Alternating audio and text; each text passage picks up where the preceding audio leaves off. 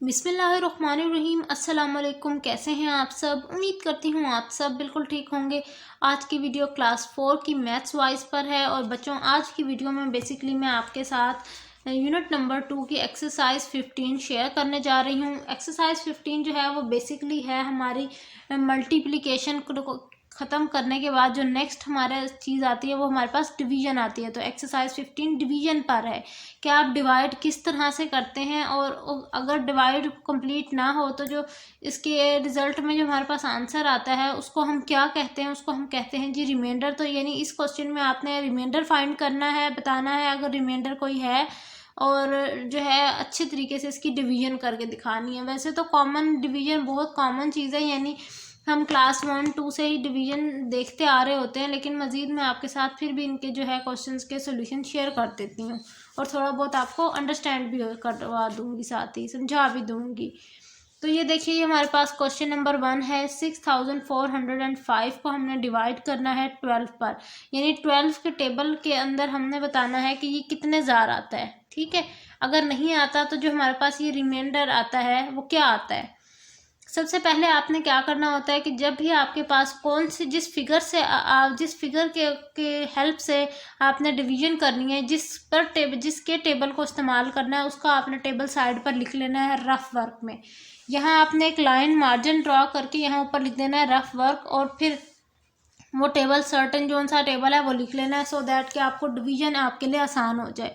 आपने क्या करना है, सबसे पहले 12 का टेबल जो है लिख लेना है 5 to 6 टाइम्स तक, यानी 12 6 जार तक लिख लें या 12 5 जार तक लिख लें, जो आपके मतलब बेसिकली क्वेश्चन की नीड है उतने आप टाइम्स लिख लें टेबल। अब यहाँ देखिए, मैंने 12 2 जार लिखा हुआ है 24, 12 3 जार 36, 12 4 जार 48 और 12 5 जार 60 लिखा हुआ है। अब इसको लिखने का मकसद यही था ताकि डिवीजन के दौरान कोई डिस्टर्बेंस ना हो, मैं बार बार जो है टेबल ना पढ़ने बैठ जाऊँ, डिवीजन क्विकली हो जाए, इस वजह से ना। अब अंदर हमने वो वैल्यू लिख दी जो हमें चाहिए थी, यानी डिवाइडेंट जिसे हम कहते हैं। इस वैल्यू को जो हम अंदर लिखते हैं इसे कहते हैं डिवाइडेंट, और जो जिस चीज़ से हम डिवाइड कर रहे होते हैं, जो बाहर वैल्यू होती है, उसको हम कहते हैं डिवाइज़र। इन चीज़ों को याद रखना आपके लिए बहुत ज़रूरी है। ठीक है, MCQs पॉइंट ऑफ व्यू से ये चीज़ें इंपॉर्टेंट होती हैं। अब अगर 12 5 जार देखें तो 60 आता है। 12 5 जार, ये देखिए 60 आ रहा है। अब अगर हम 12 6 जार करें तो वो बहुत बड़ी वैल्यू आती है। मैं आपको दिखाती हूँ 12 6 जार क्या आती है। देखें 6 2 जार 12 और ये 72 आ रही है। अब 64 छोटा है, 72 बड़ा है, तो इसीलिए हम 72 तो नहीं लिख सकते, 64 या 64 से छोटी वैल्यू लिखनी थी, तो इसीलिए 12 5 जार लिख दिया। फिर हमने सब्ट्रैक्शन की, सब्ट्रैक्शन के बाद हमारे पास आंसर आया 40। एक वैल्यू नीचे उतार ली एक्स्ट्रा, यानी कि 0, और 4 को 0 में से माइनस किया तो आंसर 4 आया। फिर हमने जो है सब्ट्रैक्ट मल्टीप्लिकेशन में टेबल को देखा तो 12 3 जार जो है 36, जो करीब तर वैल्यू थी वो 3 ऊपर लिख दिया और 36 नीचे लिख दिया। फिर सब्ट्रैक्शन की तो आंसर आया 4।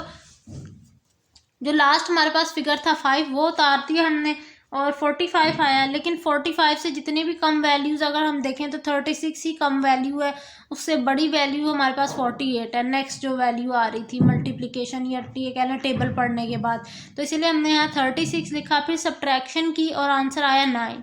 तो बेसिकली 533 जो हमारे पास ये ऊपर आंसर आया, जिस जो टेबल्स के कलेक्शन है, ये इसको हम कहते हैं कोफिशेंट। और जो 9 है, जो ये जो हमारे पास बच गया है एंड पर, इसे हम कहते हैं रिमाइंडर। ठीक है, ये चीज़ें हमने इस तरह से कुछ क्वेश्चन सॉल्व करना है। ये क्वेश्चन नंबर 2 का आंसर देख लें।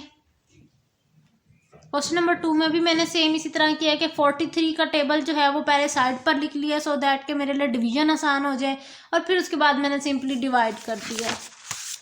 ये क्वेश्चन नंबर 3 है। सेम उसी तरह 51 का टेबल इसमें लिखना था, तो मैंने 51 का साइड पर लिख लिया है। और ये लिखा भी मैंने इसीलिए ताकि मैं आप लोगों को बता सकूं कि किसी को ये कन्फ्यूजन ना हो कि बस हमें कह रही हैं लेकिन लिखा नहीं है इन्होंने। तो मैं खुद भी इसीलिए आपको प्रूफ के तौर पर लिख के भी दिखाया हुआ है कि मैंने भी इसी तरह सॉल्व किया है इसको।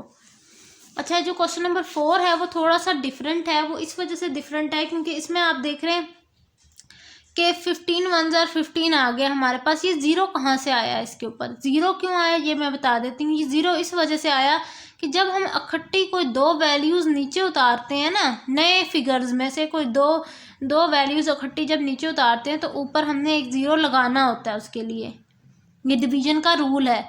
अब दो वैल्यूज़ उतार के भी आप देख रहे हैं कि डिवीजन नहीं हो सक रही। 9 तक तो टेबल 15 वंस और 15 होता है वो तो ये छोटी है वैल्यू, इसीलिए यही रिमाइंडर है हमारे पास। इस चीज़ को आपको अंडरस्टैंड करना बहुत ज़रूरी था, तो मैंने इसीलिए आपको ये चीज़ समझा दी है। ये थी जी मेरी आज की वीडियो। आई होप मेरी आज की वीडियो आपको अच्छी लगी होगी। मुझे बहुत खुशी होती है, मैं इन पे आपको ये ज़रूर बताऊंगी कि मुझे बहुत खुशी होती है तब जब आप लोगों के मैं अच्छे अच्छे कमेंट्स पढ़ रही होती हूँ, आप लोग इतनी अच्छी मुझे दुआएं देते हैं। बस मुझे इसी तरह अपनी दुआओं में याद रखिएगा। मिलती हूँ नेक्स्ट वीडियो में। अल्लाह हाफिज़।